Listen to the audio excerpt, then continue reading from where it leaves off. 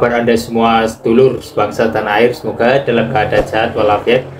Kali ini akan membahas tentang Hosinuddin yang dipersekusi preman-preman Big 2. Pengakuan seorang namanya Hosinuddin usai dikeroyok preman Big 2 di Muncung Kronjong, Tangerang.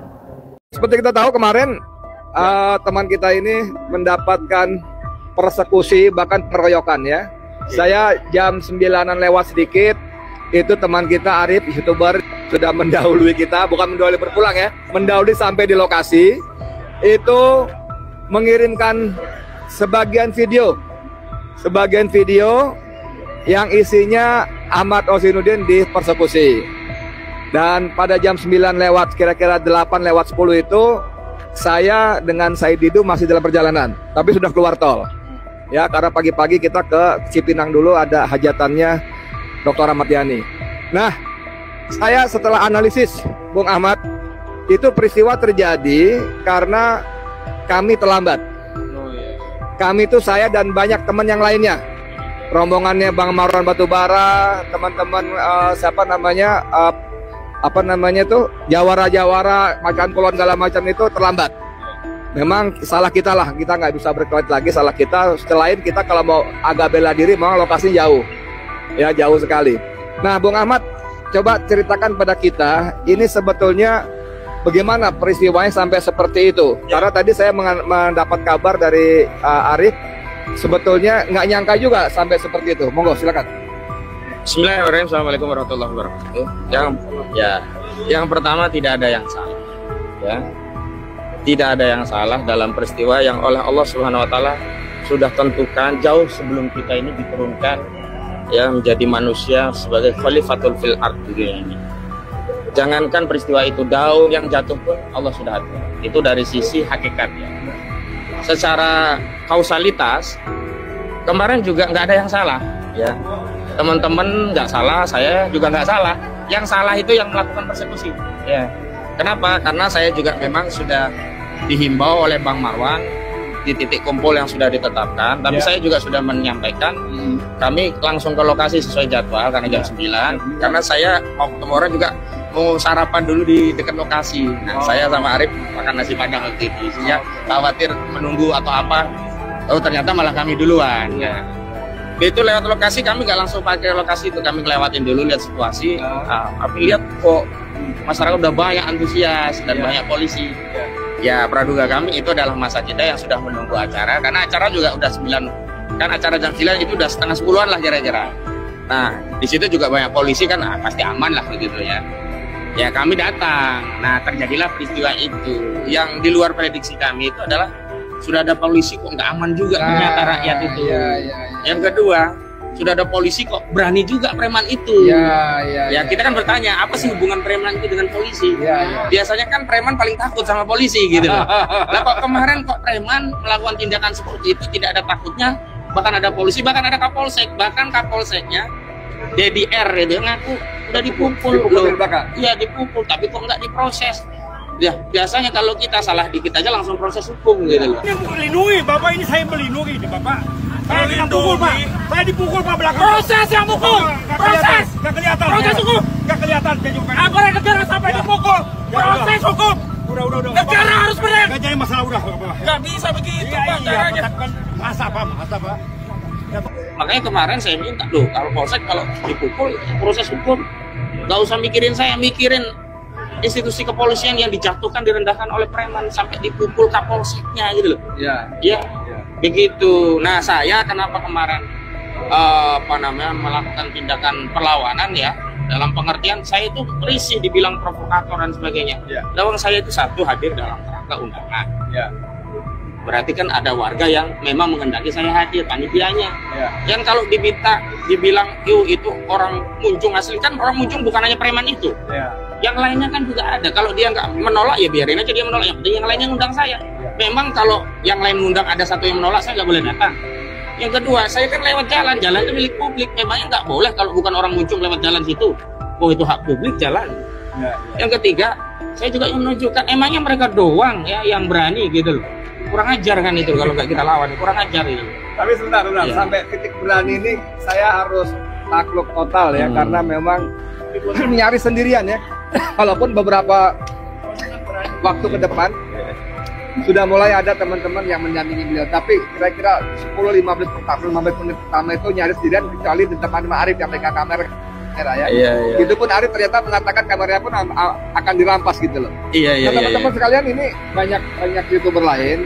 Kita pengen coba sedikit mengulik kalimat Bung Ahmad Husaini tadi, bahwa dia merasa aman, nggak ada masalah apa-apa. Pertama, karena di situ ada aparat polisi, ya kan? Ya katakanlah ada preman-preman bayaran, katakanlah, tapi tetap kita tidak akan menduga seperti itu. Cuman memang saya melihat ada sejumlah polisi yang pakai seragam rompi berwarna merah gelap itu, memang nyaris nggak ngapa-ngapain itu. Itu ada beberapa itu. Akhirnya gimana kita membaca peristiwa ini, Bung Ahmad? Makanya saya ternyata salah memberikan kepercayaan kepada aparat penegak hukum kita gitu. Semoga ke depan Pak Listio Prabowo itu bisa memperbaiki kesalahan persepsi saya. Tapi saya diskusi dengan banyak orang, ternyata apa yang saya anggap salah itu malah benar gitu loh. Umumnya aparat kita justru begitu gitu loh. Nah, saya lihat dari prosedur cara menangani persoalan ya kan. Semestinya kan preman itu yang dijauhkan dari saya dan membiarkan saya jalan. Bukan saya yang ditarik menjauh, premannya ngejar-ngejar saya. Apa karena saya sendirian terus mudah ditundukkan, kemudian polisi takut sama yang banyak? Kan keliru juga, orang dia pakai seragam, kecuali nggak pakai seragam. Makanya ada tuh yang ada ngaku polisi ya. Saya. Siapa yang mau percaya kalau kayak gitu? Yang pakai seragam aja nggak dipercaya, apalagi yang nggak pakai seragam gitu. Nah itu yang saya kira pada ujungnya saya melihat ini masalahnya, meminjam istilahnya Pak Listio ya, masalahnya itu bukan di bawah. Kalau ikan busuk ya dari atasnya gitu, dari kepalanya gitu. Oke teman-teman, ini mulai pagi tadi beredar semacam penjelasan lengkap dengan foto-fotonya para preman yang mengepung dan mengeroyok Ahmad Husaini tadi. Ya, ini dapat dari Bung Ahmad juga tadi saya dapatnya ya. Oke ya, saya bacain dikit-dikit nih. Ini yang paling depan nih, preman otak pelaku pengeroyokan Ahmad Husaini, bukan warga Kohor, pernah dipenjara karena terbukti bawa kabur dana dari kotak amal masjid. Malu.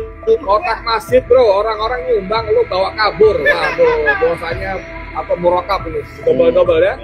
Nah, ini ada foto lagi 2 orang. Keduanya preman pasar Paku Haji, pernah dipenjara kasur bongkar kios daging. Lalu ada lagi 2 orang lagi, keduanya preman rekrutan Lurah Kohot, tukang ancam masyarakat untuk pembebasan lahan. Ya, udah berapa itu? 5 orang. Ini yang ke-6 nih, preman kampung kaki tangan Lurah Kohot, tukang ancam masyarakat untuk urusan pembebasan lahan.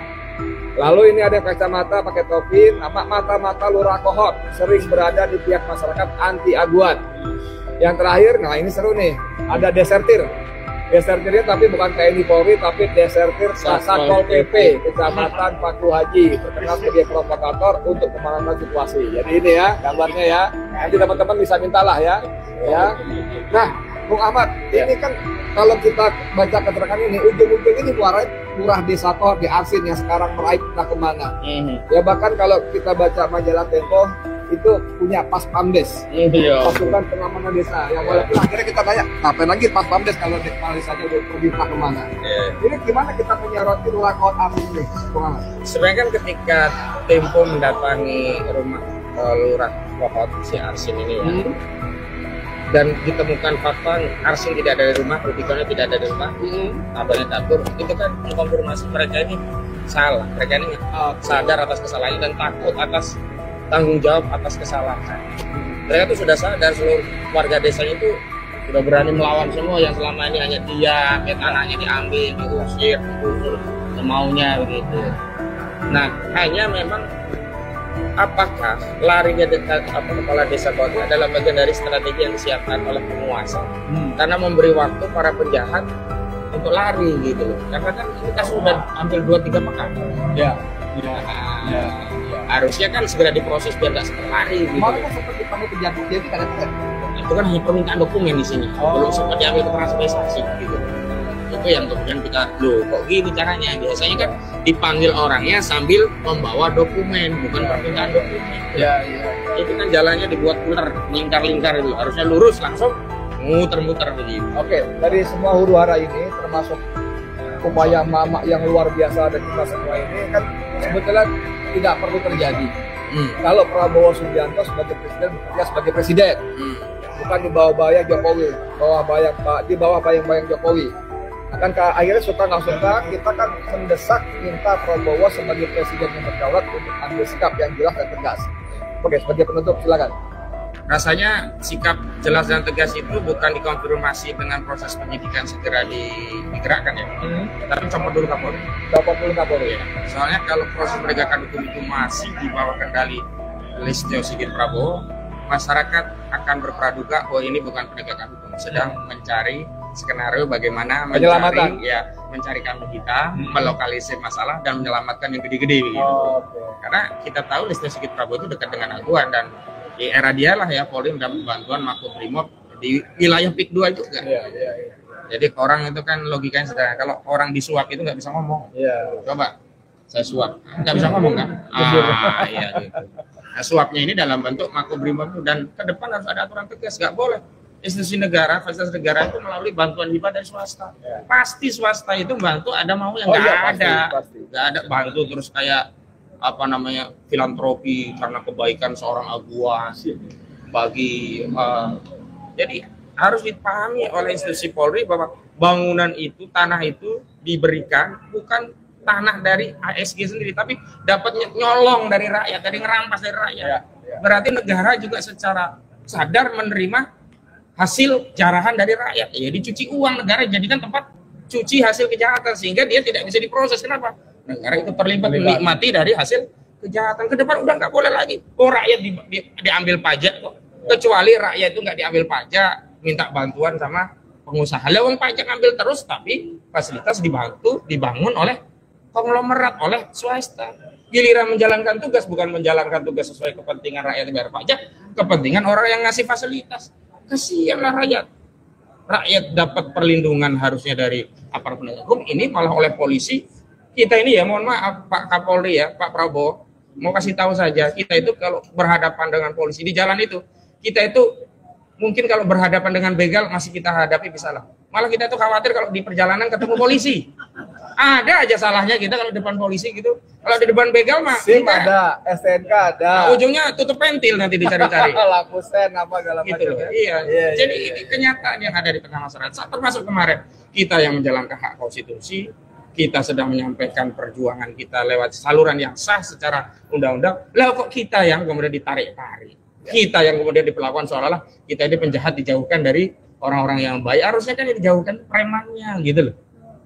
Nah begitu kemarin saya kasih tahu, akhirnya kan premannya kabur. Coba perhatikan, kaburnya preman itu apa dihalau oleh polisi? Bukan. Polisi nggak ngelakuin apa-apa. Sudah selesai bertugas, tinggal ngambil jatah sisa. Bukan, mereka itu kabur karena masa banyak. Kalau masa nggak banyak, tetap aja itu mereka akan tetap menguasai lokasi aksi itu. Artinya apa? Hampir dikatakan nihil peran polisi untuk menghalau mereka. Nihil. Nah ini yang saya minta. Baik, tadi videonya teman-teman, bagaimana menurut teman-teman semuanya? Apakah tadi yang diutarakan oleh Bapak Ahmad Husainuddin itu sangat masuk akal? Bahwasanya beliau mengalami kejadian yang sangat-sangat di luar dugaan, yang mana dihalau oleh preman-preman, yang mana jadi pengeroyokan, tapi polisi di situ diam saja. Melainkan malah yang diamankan itu Ahmad Husainuddin tadi yang dijelaskan. Jadi di PIK 2 itu sedang ada kisruh ya, orang-orang Banten di situ sedang mempertahankan tanahnya, tanah kelahirannya, dan semoga menjadi aman lagi dan tidak ada lagi kisruh-kisruh seperti ini lagi. Kata Bapak Khalid, kalau misalkan Banten ini selamat, seluruh Indonesia ini akan selamat. Ya mudah-mudahan semoga negeri ini aman terus dan selalu jaya, dan kita hidup dengan rukun.